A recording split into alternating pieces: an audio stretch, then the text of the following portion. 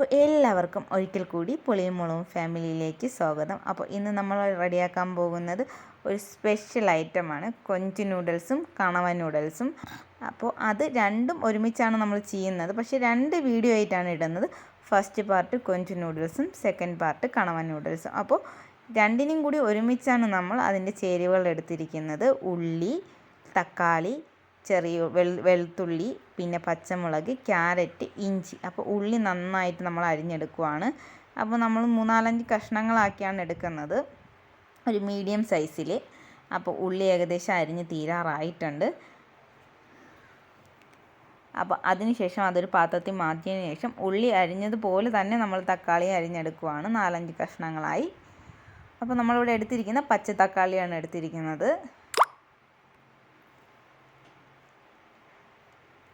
അതിനുശേഷം നമ്മൾ ക്യാരറ്റ് ചെറിയൊരു നമ്മൾ ഉള്ളിയിലേക്കാട്ടിയും ചെറുതായിട്ട് അരിഞ്ഞെടുക്കുവാണ്. ചെറിയ ചെറിയ കഷ്ണങ്ങളായി അരിഞ്ഞെടുത്തിട്ടുണ്ട്.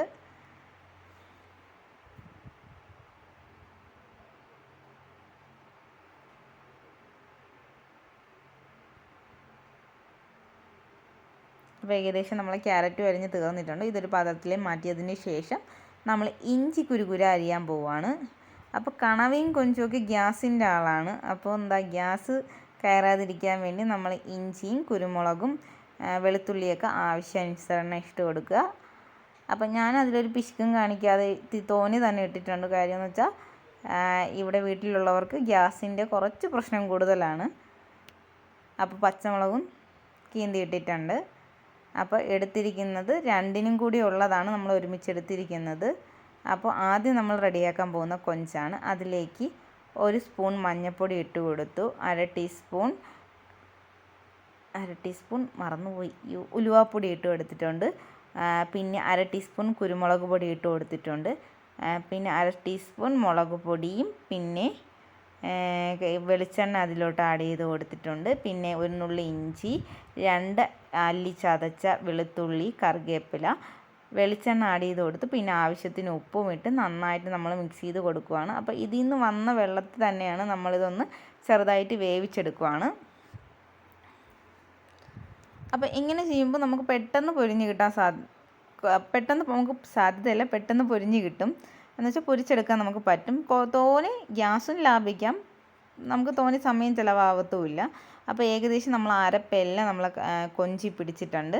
അപ്പോൾ ഇനി വേറൊരു പാനിലേക്ക് നമ്മൾ വെളിച്ചെണ്ണ അതിലോട്ട് ഒഴിച്ചതിന് ശേഷം നമ്മൾ ഈ വേവിച്ച് വെച്ചിരിക്കുന്ന കൊഞ്ച് അതിലേക്ക് നിരത്തി കൊടുക്കുകയാണ്.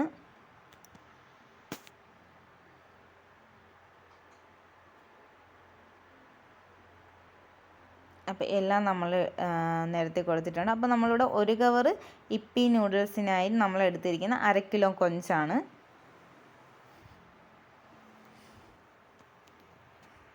അപ്പോൾ നന്നായിട്ട് ഇളക്കി കൊടുക്കുക.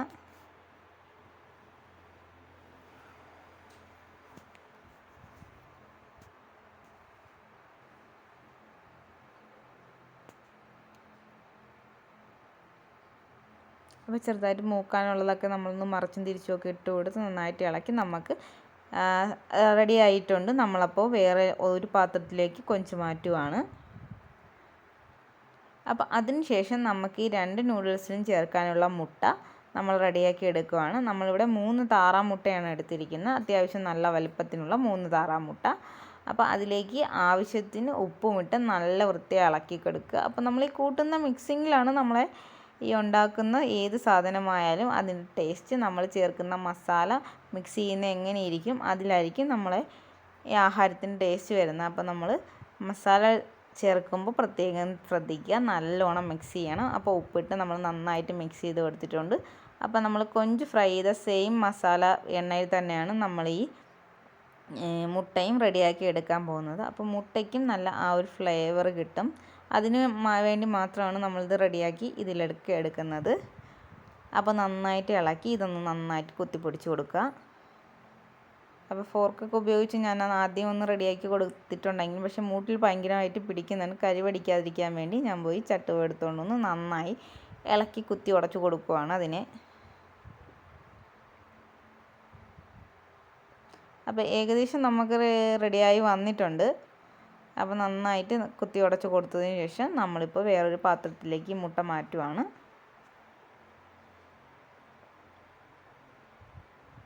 അപ്പോൾ കൊഞ്ച് നൂഡിൽസിന് നമ്മൾ ഇതിന് ഏകദേശം 1.5 മുട്ടയാണ് എടുക്കുന്നത്.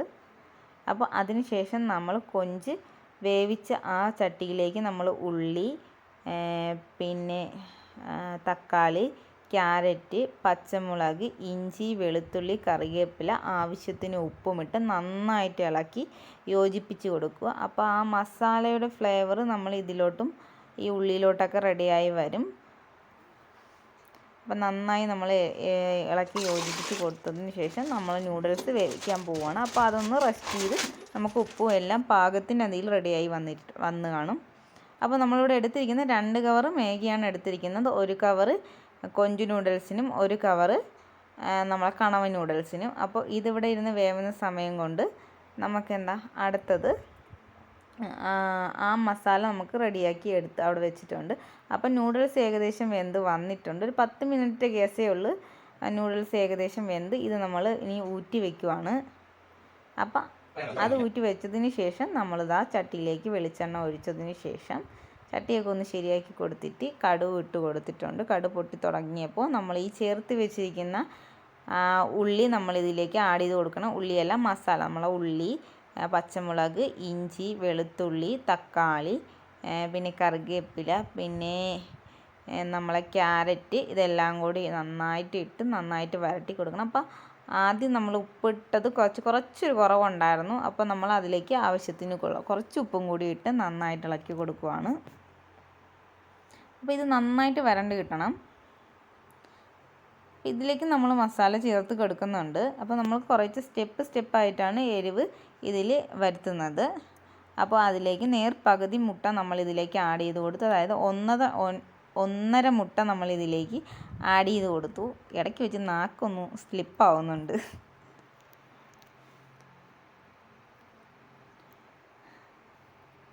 അപ്പം നന്നായിട്ട് ഇളക്കി യോജിപ്പിച്ച് കൊടുക്കുക.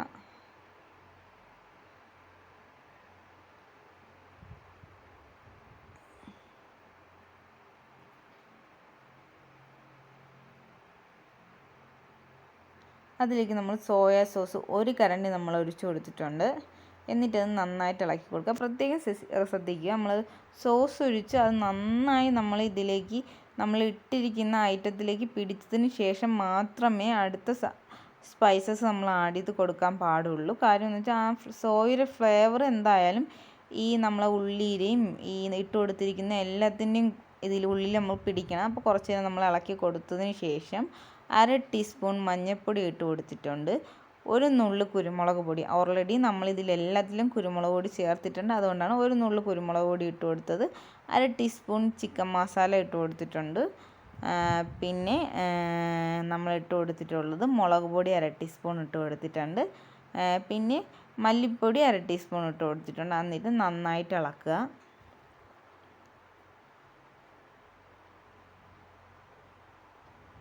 നന്നായിട്ട് ഇളക്കി യോജിപ്പിച്ച് നമ്മൾ കുറച്ച് നേരം എണ്ണയിൽ അതിൻ്റെ ഒരു പച്ചച്ചുവ മാറാൻ വേണ്ടി ഇട്ടതിന് ശേഷം നമ്മൾ ഫ്രൈ ചെയ്ത് വെച്ചിരിക്കുന്ന കൊഞ്ച് അതിൽ ആഡ് ചെയ്ത് കൊടുക്കുകയാണ്. അപ്പോൾ കൊഞ്ചെല്ലാം ആഡ് ചെയ്ത് കൊടുത്തതിന് ശേഷം നമ്മളതിന് നന്നായി ഇളക്കി യോജിപ്പിച്ചെടുക്കുക. പ്രത്യേകം ശ്രദ്ധിക്കുക, നമ്മൾ ഈ അടി പിടിക്കാതെ നോക്കണം. കരിമീൻ്റെ ഫ്ലേവർ വന്നു കഴിഞ്ഞാൽ അത് വല്ലാത്തൊരു അത് നമ്മൾ പാചകം ചെയ്ത ആ ഒരു സംഭവം തന്നെ ഇല്ലാണ്ടാക്കും. അതുകൊണ്ട് നല്ല വൃത്തിയായി അടി പിടിക്കാതെ നമ്മൾ ഇളക്കി കൊടുക്കുക എപ്പോഴും. അതിനുശേഷം നമ്മൾ ഇപ്പി നൂഡിൽസിൻ്റെ മസാല അതിലേക്ക് തട്ടിയിട്ട് കൊടുക്കുകയാണ്. നമ്മളിവിടെ 1 കവർ തട്ടിയിട്ട് കൊടുത്ത് എന്നിട്ട് എരിവ് നോക്കിയതിന് ശേഷം മാത്രമാണ് രണ്ടാമത്തത് തട്ടിയിട്ട് കൊടുക്കുന്നത്. കാര്യമെന്ന് വെച്ചാൽ ഞങ്ങൾക്ക് എരിവ് കുറവാണ്. എനിക്ക് എരിവ് വേണം, പക്ഷേ ഞങ്ങളുടെ വീട്ടിലുള്ള മറ്റംഗങ്ങൾക്ക് എരിവ് കുറവായതുകൊണ്ട് എല്ലാ ഐറ്റവും എരിവ് കുറച്ചാണ് വെക്കുന്നത്. പക്ഷേ എരിവ് നമ്മൾ കുറച്ച് വെക്കുമ്പോൾ ആ ഐറ്റത്തിൻ്റെ ടേസ്റ്റ് നമുക്ക് നന്നായിട്ട് മനസ്സിലാവും. ഓവർ എരിവിട്ട് കഴിഞ്ഞാൽ നമുക്ക് ആ എരിവിൻ്റെ ഫ്ലേവർ മാത്രം മുമ്പിട്ട് നിൽക്കുന്നുണ്ട്. വേറൊന്നിൻ്റെ ടേസ്റ്റ് നമുക്ക് പലപ്പോഴും അറിയുന്നില്ല. പക്ഷേ എരിവ് ഒരു മീഡിയം സൈസ് നിന്ന് കഴിഞ്ഞാൽ നമ്മൾ എന്താണോ വെക്കുന്ന അതിൻ്റെ തനി ഫ്ലേവർ നമുക്ക് കിട്ടാറുണ്ട്. അപ്പോൾ രണ്ടാമത്തെ കവർ നമ്മൾ പൊട്ടിച്ചിട്ട് കൊടുത്തതിന് ശേഷം നന്നായിട്ട് ഇളക്കിയതിന് ശേഷം നമ്മൾ നൂഡിൽസ് ഇട്ട് കൊടുക്കുക. അപ്പോൾ എൻ്റെ ക്യാമറ ഓഫായിപ്പോയി. അതാണ് നൂഡിൽസ് ഇട്ട് കൊടുത്തത് കാണാൻ പറ്റാതിരുന്നത്, വീഡിയോ എടുക്കാൻ പറ്റിയില്ല. അപ്പോൾ നൂഡിൽസ് ഇട്ട് കൊടുത്തതിന് ശേഷം നമ്മൾ നന്നായിട്ട് ഇളക്കി കൊടുക്കുകയാണ്. നന്നായി ഇളക്കി യോജിപ്പിക്കുക. അപ്പോൾ ആ നൂഡിൽസിലെല്ലാം നമ്മൾ ഈ മസാല പിടിക്കണം.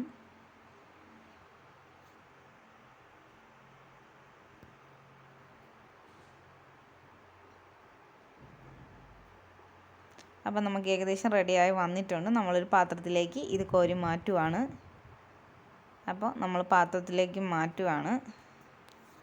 അപ്പോൾ നമ്മൾ മുട്ട നൂഡിൽസും ചിക്കൻ നൂഡിൽസും ഒക്കെ കഴിച്ച പോലെ അതിനെക്കാട്ടി എന്തുകൊണ്ടും നല്ല ടേസ്റ്റായിരുന്നു ഇത്. കൊഞ്ച് നൂഡിൽസ് ഞാൻ ആദ്യമായിട്ടാണ് ട്രൈ ചെയ്ത് നോക്കുന്നത്. കൊഞ്ച് നൂഡിൽസ് നല്ല അടിപൊളി ടേസ്റ്റായിരുന്നു. എന്തായാലും എല്ലാവരും ട്രൈ ചെയ്ത് നോക്കുക, എന്നിട്ട് കമൻറ്റ്